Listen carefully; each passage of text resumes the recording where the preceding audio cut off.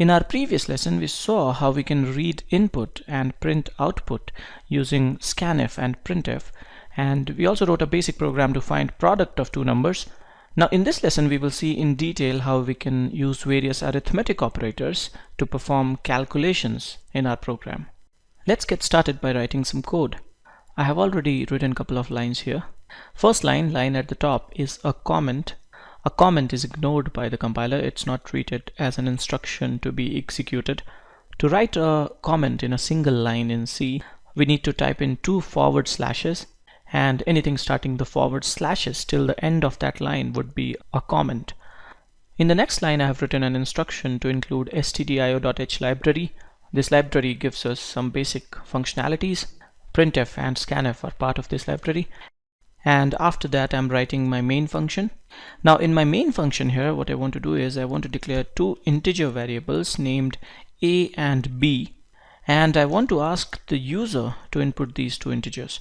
So I'm first printing a message on screen, enter a, and then I'm using scanf to receive input in a. And just like a, I'll receive another integer value in b. And now let's do some maths here. I first want to calculate sum of a and b, so I'll declare an integer variable named sum, and after I've got a and b as input, I'll say sum equal a plus b, and with this instruction I've calculated sum of values in a and b, and I've assigned it to this variable named sum. And now I want to write a printf to say a plus b equal whatever the sum is. Now next I want to calculate a minus b. I have declared a variable named diff, and I'm saying diff equal a minus b, and once again I'll write a printf. So this is my difference. Next I want to calculate the product of a and b. I'm multiplying a and b with this expression a asterisk b. Asterisk is the symbol for multiplication operator, and I'm storing the value in this variable named product. So with this much of code, we have asked the user to enter two numbers a and b, and then we are calculating and printing a plus b, a minus b, and a into b. Let's quickly run this program and see what will happen. The program is asking me to enter a. Let's say a is equal to 10.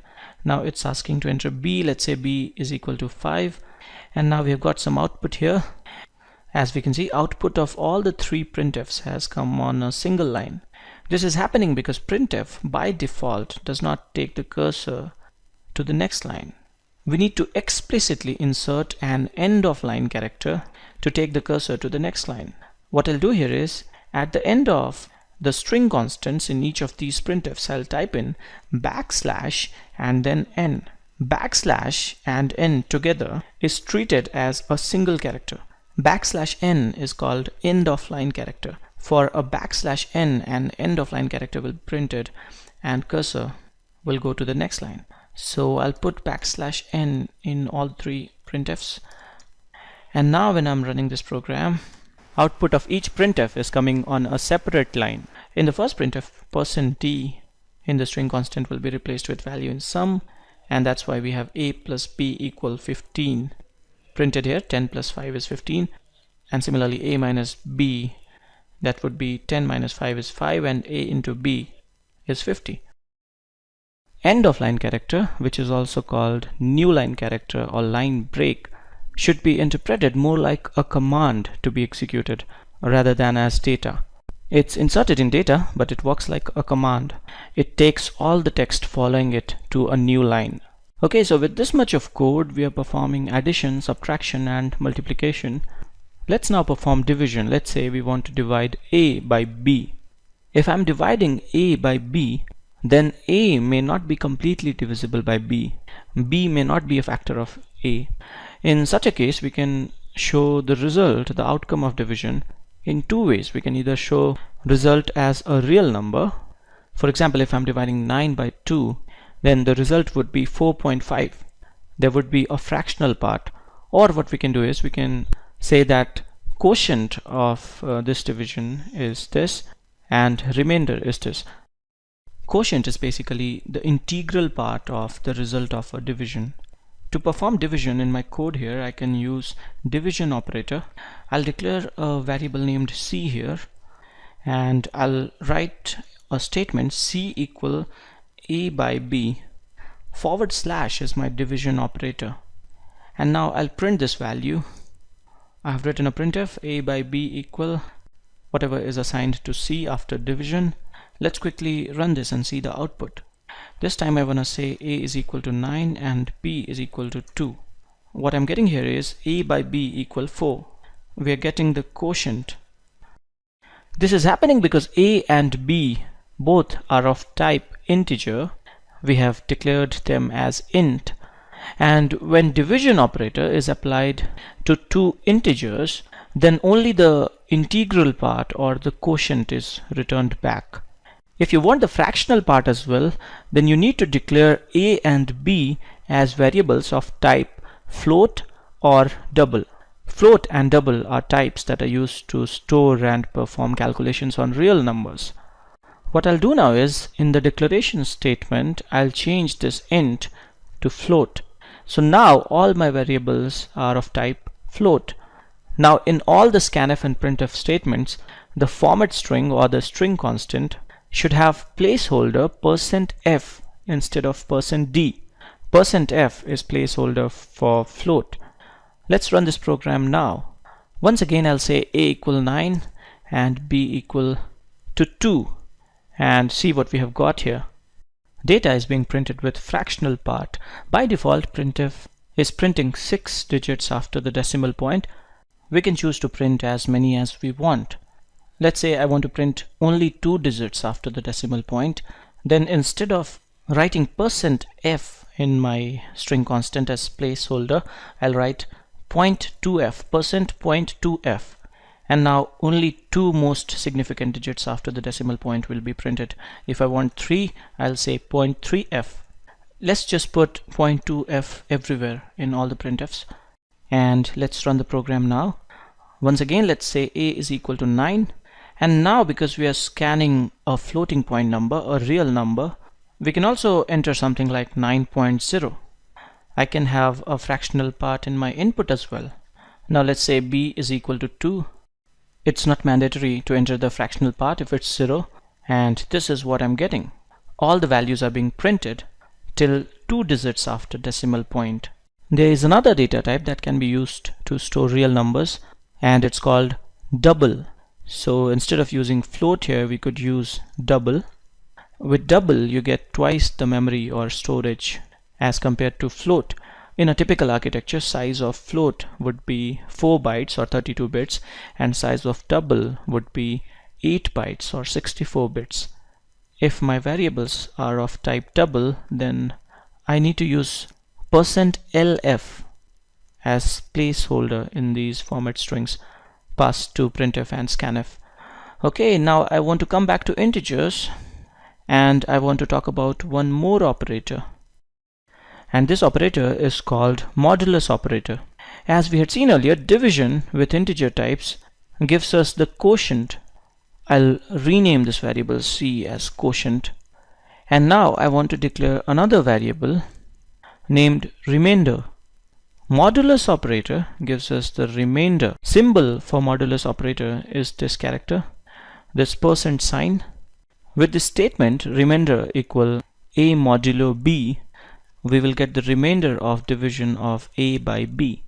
I'll just print the remainder. Let's run this program and see what happens now.